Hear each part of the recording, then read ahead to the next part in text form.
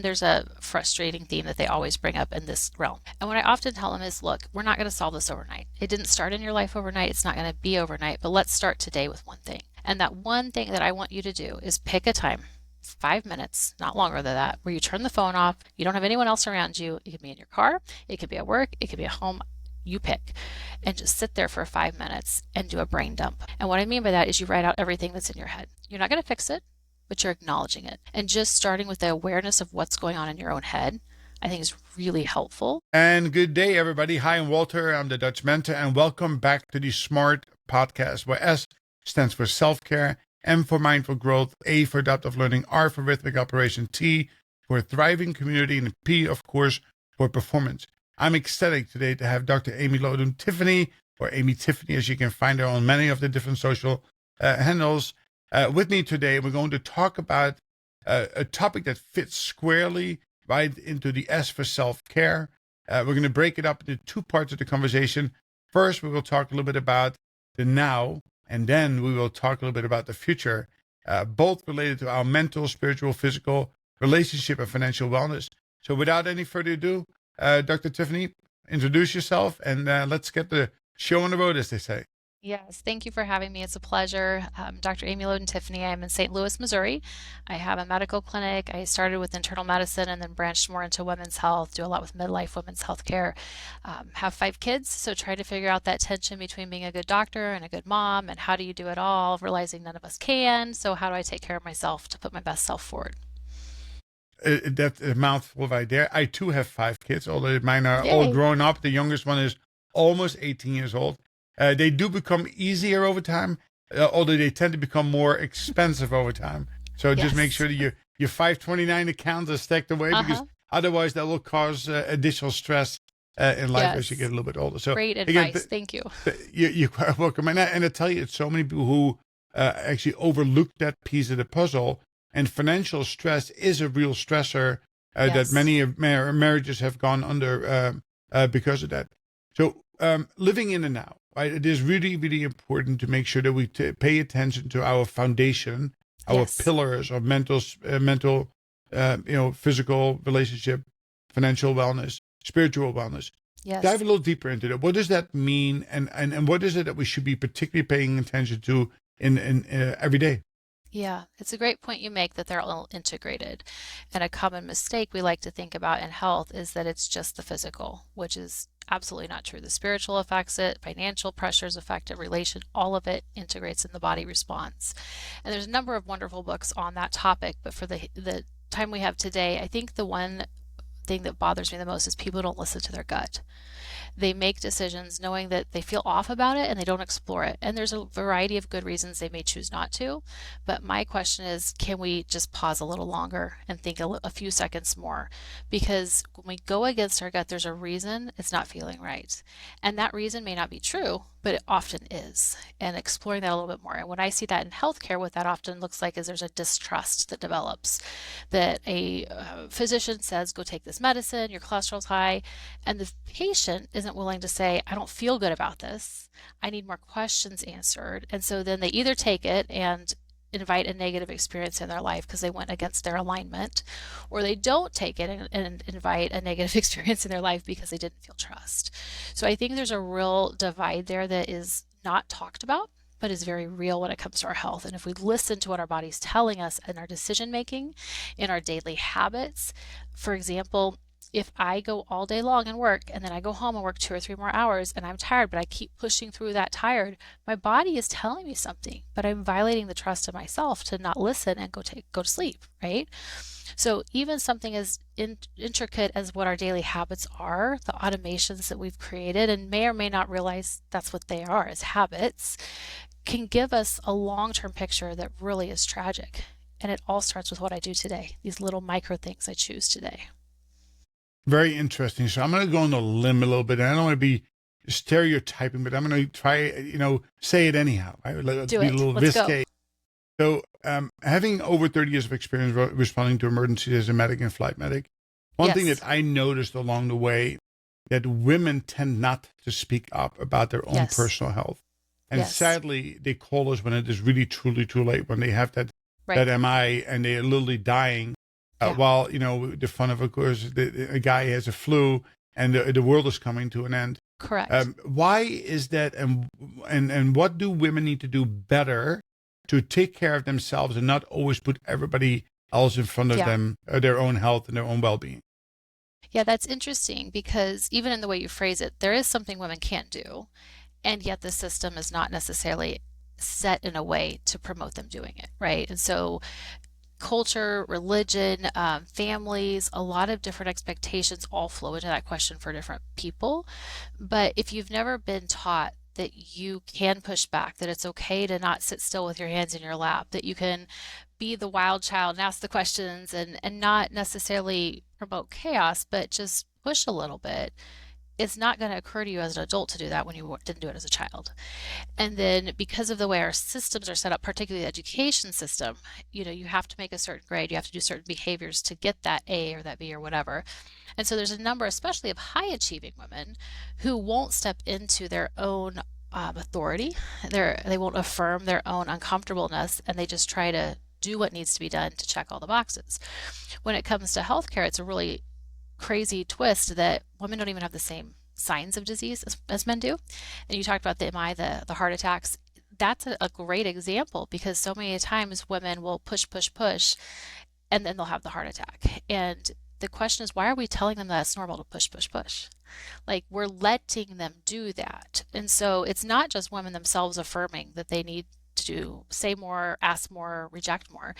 It's giving the culture, our society, the permission to actually speak into their lives and saying, do you realize what you're doing doesn't make sense? Like you're pushing way too hard. You're going to have a heart attack in a couple of years if you don't stop. And having those types of relationships where people are even educated about the idea that this is not normal, right? We have to reset what normal is and then speak into that normal. Because right now women are living in a man's world, and it's much better in some places than others. And we need men. I don't want to in any way diminish the role men have in our society, but we have to simultaneously look at what are we expecting women to do when it's not even a situation that's created for them.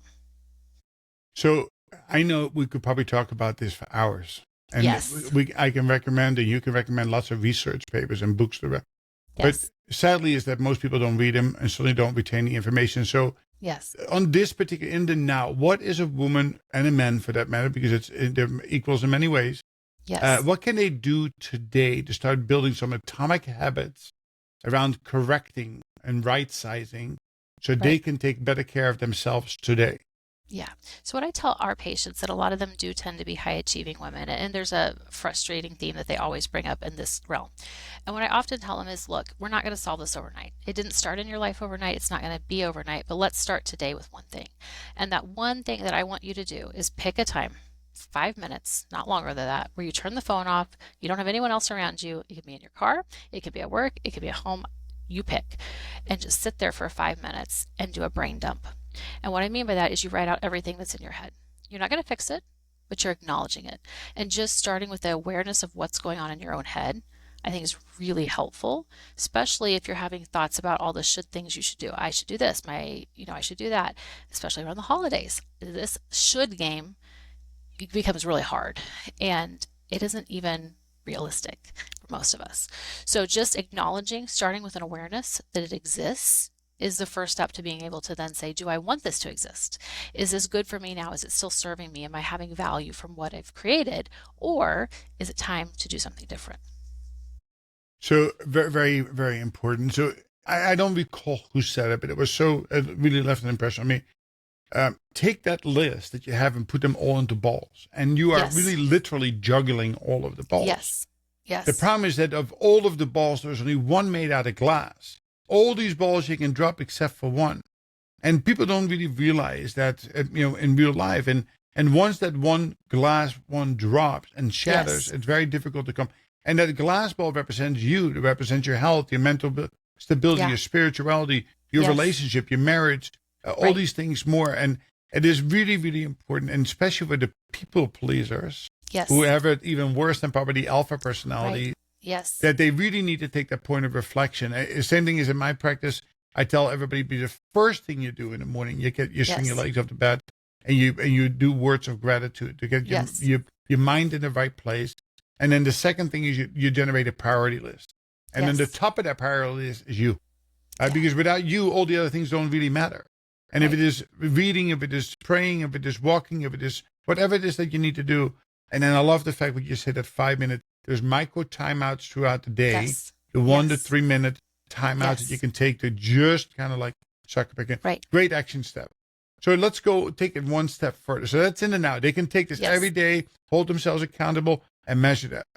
Of course, our behaviors today have long-term implications on Yes. not just tomorrow, but into the future. Correct. And today, my philosophy, having seen enough misery in my life, I'm all about quality over quantity. I don't need to be 100 years old. Right. And my mom died at 88, essentially healthy, other than some dementia. If I can take that, if I can get a guaranteed 88 years, I'll take that today, right? Right. Right. But we need to work for that. So Yes. what does that look like from your perspective as a physician, and how people can set themselves up for success to live Right. that quality life? So fascinating to me, when I was in medical school, I heard over and over and over, people who smoke have shorter lifespans. We all know nicotine has bad impact, right? But what I don't think I ever heard in medical school, and now is becoming more, there's driving awareness, even more so maybe on social than in the medical community, is this idea that exercise really matters. And it doesn't have to be in the gym. It can be micro sessions. And how we move and when we move is just as important as what we eat and how often we eat. And very recently, a study was published showing that exercise is actually more critical to your health than not smoking. So if you just take that for a second, think everything we know bad about smoking, and saying that the lack of a physical activity is worse than smoking, that's shocking. It's just not something that we can wrap our minds around easily. But when I tell people, let's move more, they look at me like I have 5 heads because they're doing everything they can, right? And so what we do is help people figure out what are those micro actions you can take that are going to give you the long-term impact.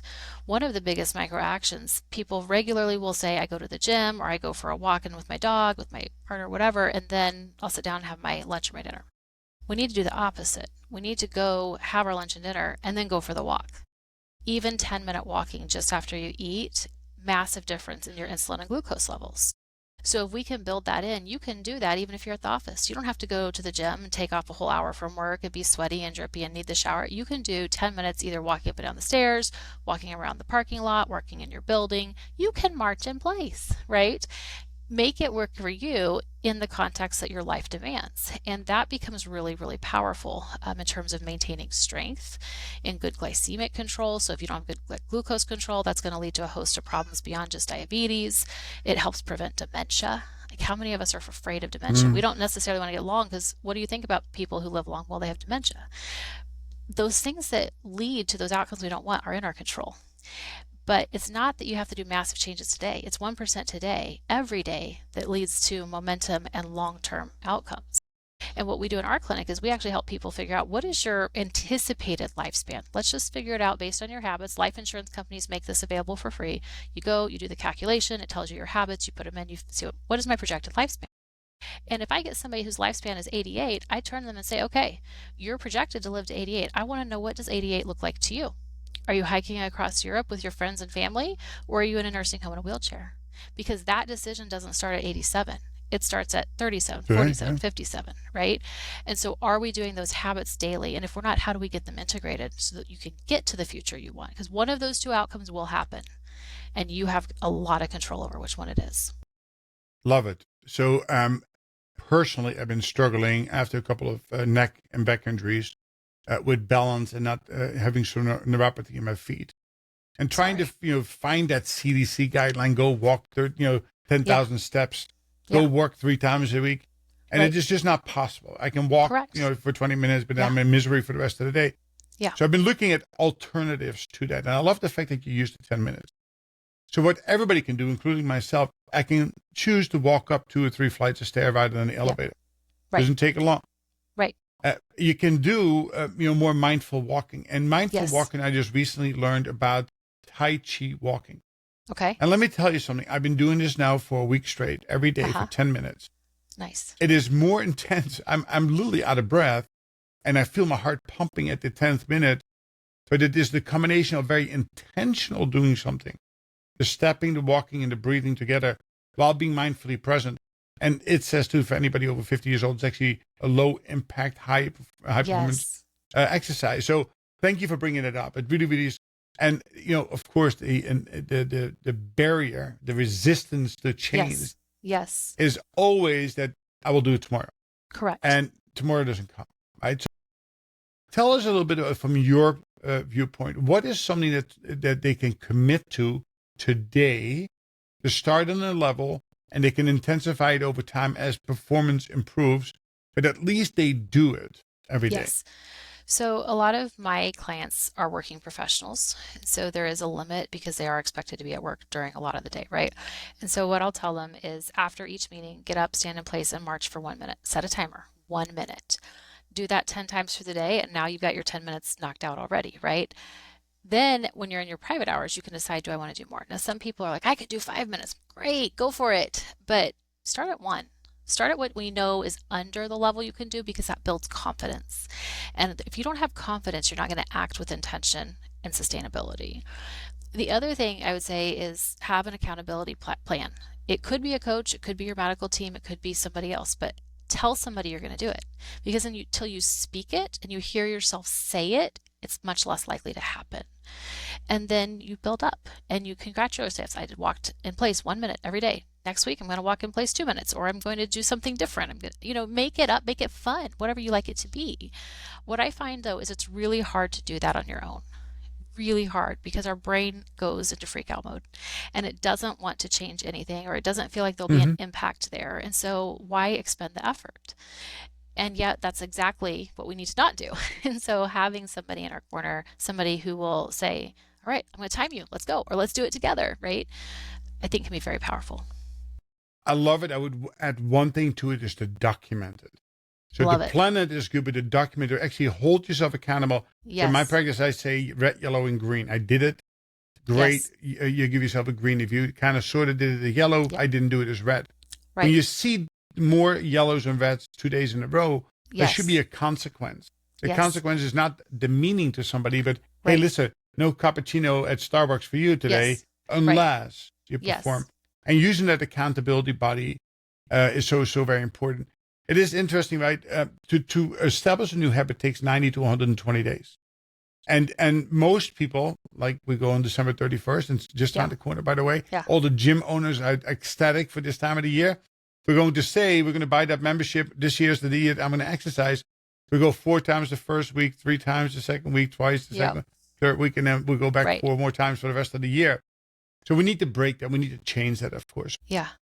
Now I'm now diving into your medical. So what is it? Because people always say I need to take vitamins and I need to do this, I need to do that. Listen, movement, as you said, is one. Yes. Don't fall, because I've seen the risk of the outcomes of people who fall, especially after the age of 65. What can they do? At home, vitamins or more organically that helps them stay healthy for the duration. I think the other thing, I'm not opposed to vitamins in general, but I find that real food is more powerful. And I understand not everyone can always afford all things, but there's always a way to get good quality. You just have to be creative sometimes. So if nothing else, just add one more vegetable, not a fruit, it needs to be a vegetable, one more vegetable. Don't take anything away if you're not ready to do that, right? Don't try to go cold turkey. Just say, what one vegetable do I like?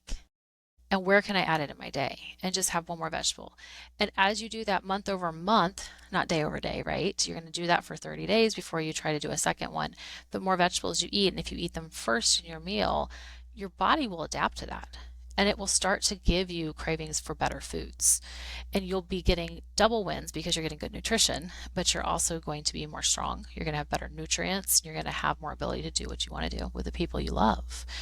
One thing, if I may, I know what you're talking about on the habit creation. I read something in James Clear's book, Atomic Habits, once that just really blew me away. And he was talking about this idea of how many days you have to do a habit. But what he pointed out is usually we're doing that thing once a day on the 90 to 120 days.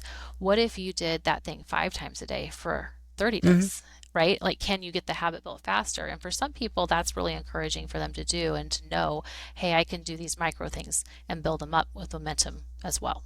Yeah. So I use in 15 minutes a day, you too can become the leader I always wanted to be, or the leader your team needs to thrive under.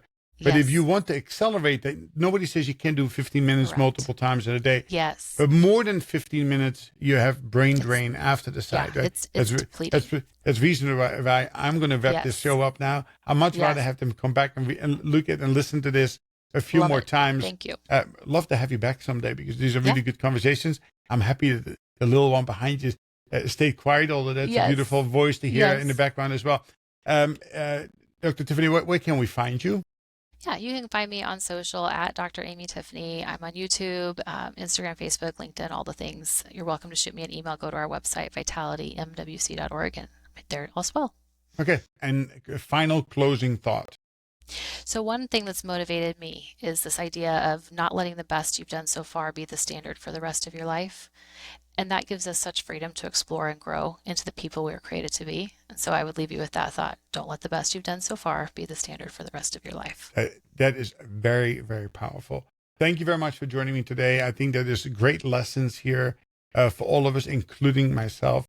And I hope you have a wonderful Thanksgiving next week. Look forward to staying in touch with you. And thank you for joining us today. Thank you.